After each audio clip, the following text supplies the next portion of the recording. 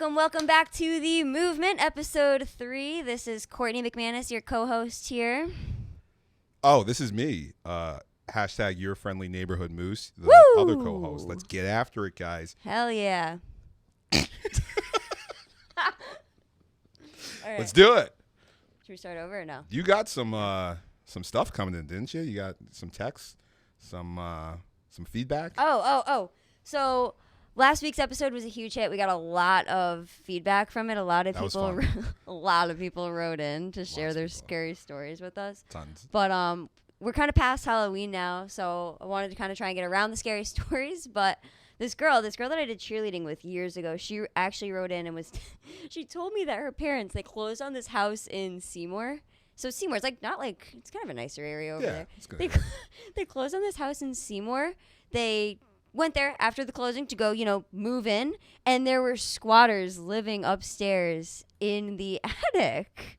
After they closed on the house, they bought the house with the squatters. They bought the house with the squatters. Oh God! Did they disclose that? Was on the property disclosures? No, it was not. They weren't on the title, nothing. But that actually just made me think about. Remember your friends from college? They lived in that multifamily in New Haven. Was it? I think it was in New Haven or something like that. Mitch. That was terrifying. The girls, yeah. I don't know their names. I think it was Jen and whatever. Mitch, you remember You have the story. the picture on your phone still, I do. I'm sure. You want me to pull it up? My phone's about to die. But so the story. Here's the story. Yeah. Here's the story. So they moved in, right? So they moved in, and they had been living there for probably at this point a year and a half. These are renters. So they've been in this place for about a year and a half. And oftentimes when they would leave, they would find like dust on the floor that was clearly coming from the upstairs. You said some of their food was missing from their fridge. So first they saw the dust. Yeah. Second they saw after more, this is a year and a half, food's been missing and stuff like that. Like, damn, where's this food going? So again, they continue to hear these noises upstairs. Sometimes when they're leaving. Now it's getting a little bit more frequent. Yo, I gotta send this picture because they actually talked about this story on a completely separate podcast called The Killer at Home, because they took a picture, put their phone up in the attic when they're hearing all these crazy raccoon noises. So they took a picture. It's literally a guy, and he has a straight up entire closet that just from the picture, and is so clearly trying to duck away from the camera as it's taking it, and there's flash. So they obviously all ran out the house, called the police. Yeah. So just to be more clear, it was one of those pop-up attics. So the girls, they had heard something upstairs, right? Yeah. And they were like, that's definitely not a fucking squirrel like we thought it was.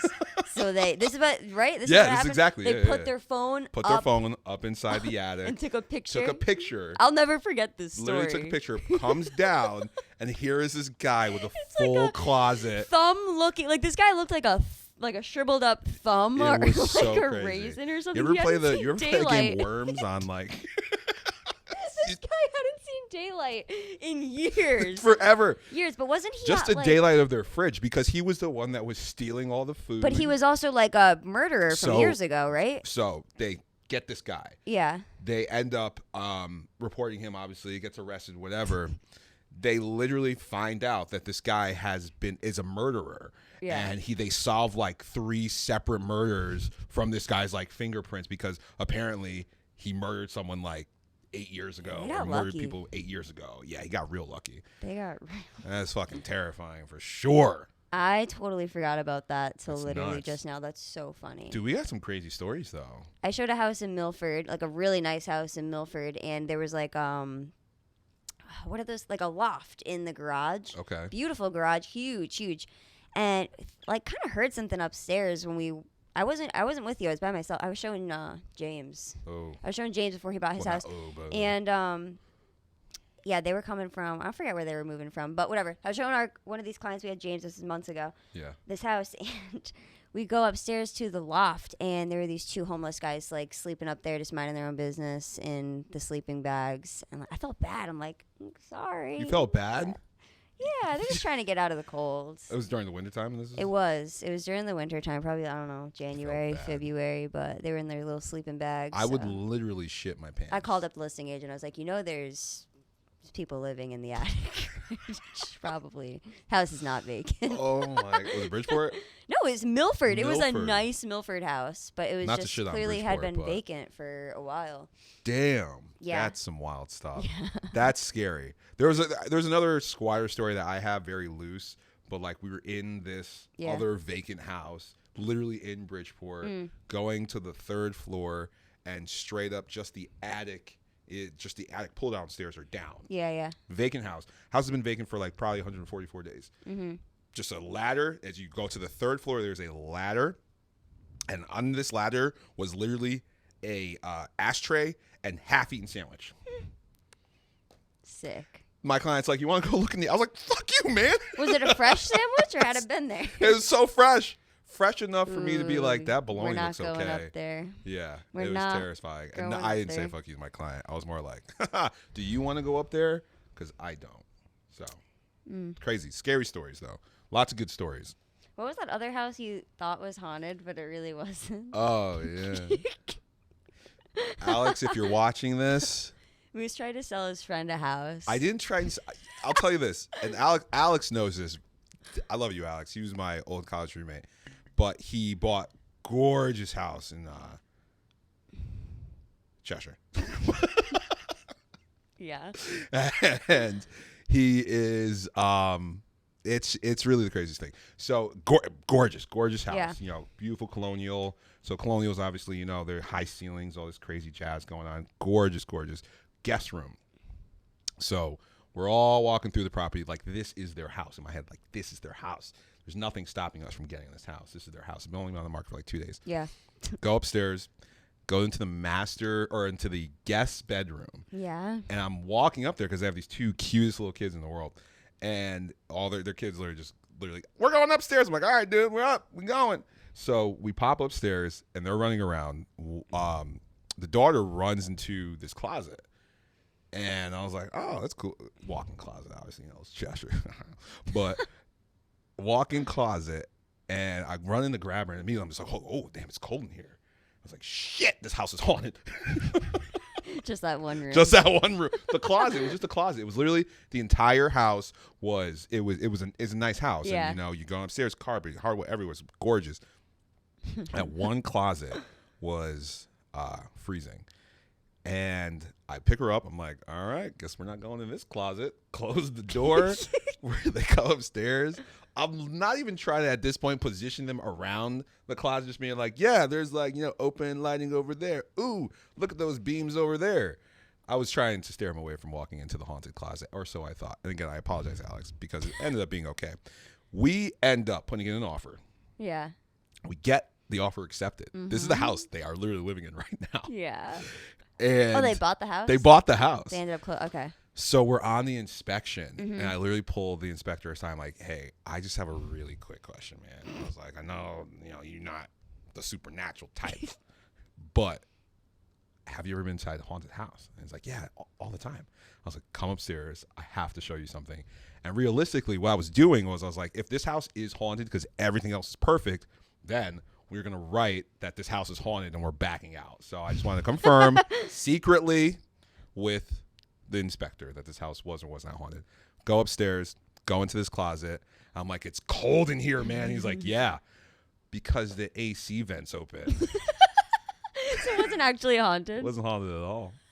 It's actually not haunted at all. Brian's looking at you like this asshole. But moral of the story, always disclose these non-material facts, I guess, but also That's really don't try and funny. sell your best friend's haunted houses. But So I think that's enough for today. Do you want to wrap it up? no, I want to keep going. All right. What do you got to say? You got anything Yeah, good let's for wrap. us? You got anything good for us? Well, I mean, we have so many stories. We though. really do. We could talk. There for are days. so many different just crazy stories. So again, there's another one. And this isn't necessarily something that is my fault, the other agent's fault. Whose fault? It What? was no one's at fault. But another inspection fun thing.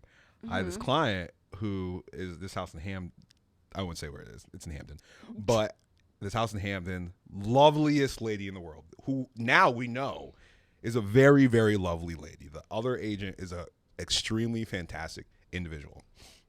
Okay. However, when I first met her, and I think you were there for that phone conversation too, she just didn't sound like the most polite person in the world. And as we're going through the process of, getting our deals together and getting the client inside the house, she told me that I couldn't use a particular inspection company. Oh. I was like, who are you talking about? Okay. And she was like, don't use that inspection company because I have a restraining order against that company. I was like, well, this is awkward. Can you have a restraining order against an entire company? I guess so. You can't. She was wrong. She was lying. You just had a massive dispute with one person back in like 1984. And she was a little. I love you. She's great, and we're closing. We're already closed at this point because you're watching this, and we have closed already. I sure hope so. Yeah, it was great. But yeah, why don't we wrap this bad boy up? Oh. Yeah, making moves. We did it. We done. All right. Stay tuned for next week. Like, comment, share, subscribe. And let us know what you guys think. If you like the stories, we'll keep the stories going. If you guys are looking for some more like homeownership tips, make this a little more real estate. We probably should talk a little bit about that, huh? Yeah, I think it's a good idea. What about like fall decor? If people are interested in fall decor, we can talk about fall decor. Here's this. You want some curb appeal advice? Make your house basic as fuck. Huh. Go and get cords and gourds. You see this thing right here? Put this shit in front of your house. Curb appeal to the max. All right. You got anything else you want to add? No, that's it. I think I've given everyone all that I have for today. But again, we will see you guys next week. Tune in for episode 4. We got something good coming for you. Numero cuatro. Yep. It's That's going by 4 quick. in Spanish. So Can't it's been wait. one hell of a ride. Ooh, we keep it going though. And we're going to continue to make moves. So subscribe. Like, comment, share. There you go. That's what I was trying to say. Boom. It's a wrap. Cut it. Thank you.